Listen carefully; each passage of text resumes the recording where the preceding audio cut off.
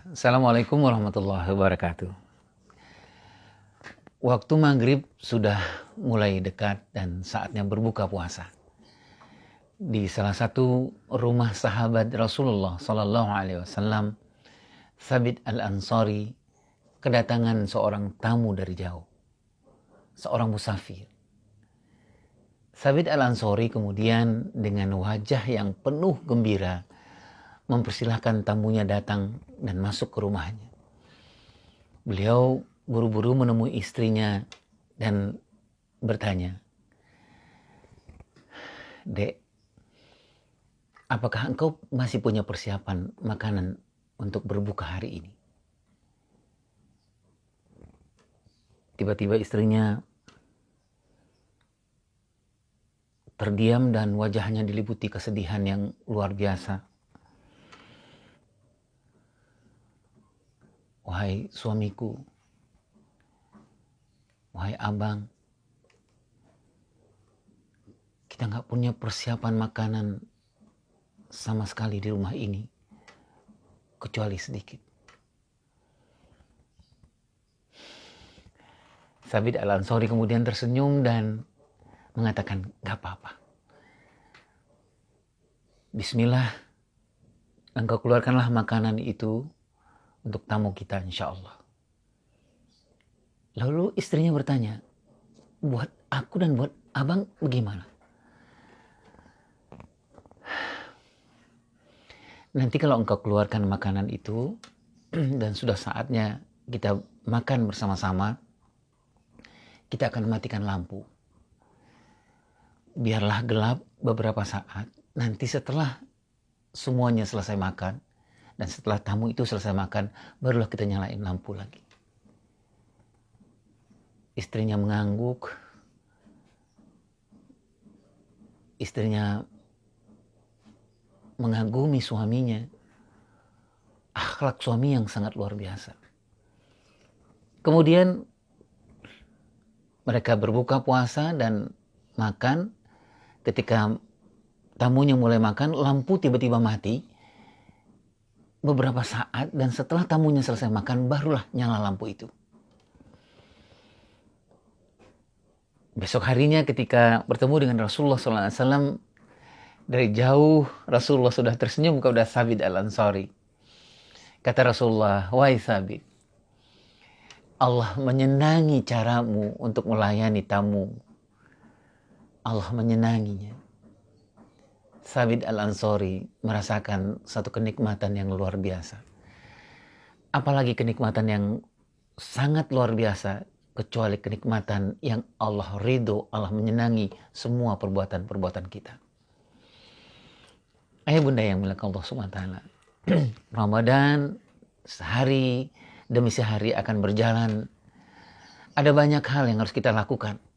Saya yakin itu salah satunya adalah bagaimana kita membuat Ramadan ini adalah bulan latihan buat anak-anak kita, termasuk buat kita dan pasangan kita.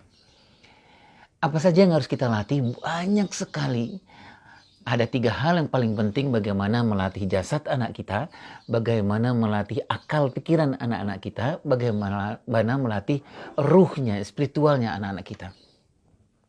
Waktunya kapan? Allah menyiapkan hampir setiap detik, setiap menit, setiap kesempatan adalah latihan buat anak-anak kita. Melatih yang 3 ini. Untuk melatih, yang khususnya untuk melatih hal yang bersifat spiritual, bersifat rohani, bersifat emosional, Allah sudah menyiapkan banyak sekali waktu.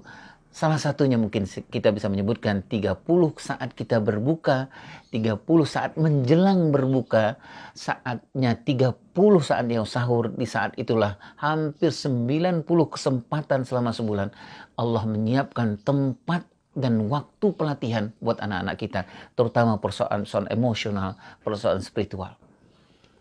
Salah satu yang dicontohkan oleh Thabit Al-Ansari, bagaimana kehebatan, kecerdasan emosional dia untuk berbagi, untuk empati, merasakan bagaimana perasaan orang lain. Ya mungkin ayah dan bunda Selama ini mungkin ada sebahagian kecil kita yang lupa kita menanamkan ini kepada anak-anak kita. Memanfaatkan waktu yang terbaik buat anak-anak kita untuk melatih sesuatu yang kelak kemudian hari sangat dia butuhkan. Empati sesuatu yang sangat dia butuhkan kelak kemudian hari. Janganlah sampai anak kita akalnya kuat, dia lulusan sekolah-sekolah terbaik, tetapi dia nggak punya kecerdasan emosional. Dia nggak punya kecerdasan emosional. Nggak ada empatinya sama orang lain. Nggak ada empatinya sama karyawannya.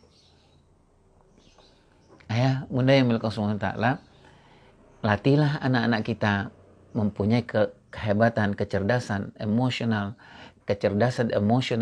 baik itu empati, baik itu kontrol diri, baik itu bagaimana membaca dan melihat hati nurani. Latihlah itu bagaimana bertanggung jawab, latihlah itu bagaimana sederhana, latihlah itu bagaimana berani, latihlah bagaimana itu qanaah. Kapan itu waktunya? Setiap waktu di bulan Ramadan adalah golden moment.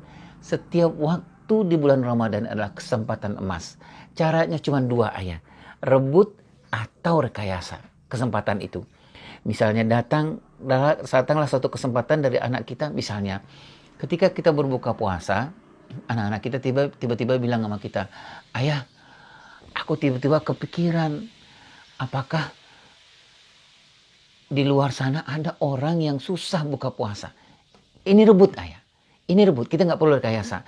Anak sudah menyodorkan kepada kesempatan di mana anak sebenarnya ingin mengatakan kepada kita, wahai ayah, wahai bunda, latihlah kesempatan empatiku, cerdasan empatiku. Nah, tinggal kita merebut dan kita menjelaskan bahwa di luar sana, mungkinkah apakah itu di Palestina, apakah itu di Indonesia, apakah itu di berbagai tempat, ada banyak saudara-saudara kita yang belum makan. Kemudian anak kita mengatakan, terus kita mau ngapain, ayah? Kira-kira apa yang kita mau lakukan, nak? Anaknya mengatakan, boleh nggak nanti uang tabunganku kita kirim ke teman-temanku di Palestina?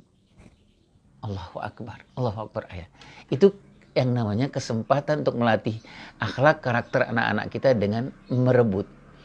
Gimana caranya merekayasa? Tadi ada merebut, ada rekayasa. Nah, rekayasa adalah ayah dan bunda, bagaimana caranya kalau anak-anak kita dalam berbagai kesempatan berhubungan dengan kita, anak kita diam saja.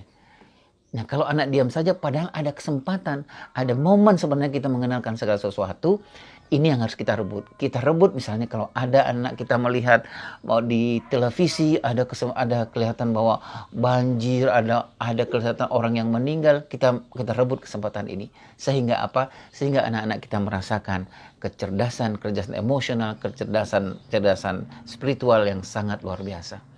Ayah, jangan sampai kita lewatkan waktu berlalu di bulan Ramadan ini. Rebut dan rekayasa. Wallahu a'lam bishawab. Assalamualaikum warahmatullahi wabarakatuh.